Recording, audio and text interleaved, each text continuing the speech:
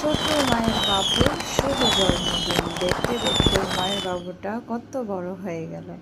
তো এই তো উমায়ের বাবুর যখন এখানে 4 মাস বয়স তখনকার উমায়ের বাবু।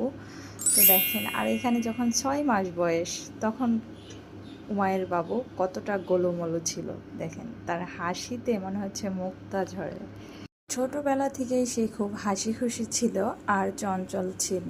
আর আজকে তার হচ্ছে জন্মদিন। শুভ জন্মদিন উমায়ের বাবা, তুমি অনেক বড় হও, তোমার জন্য অনেক অনেক দোয়া শুভকামনা রইল।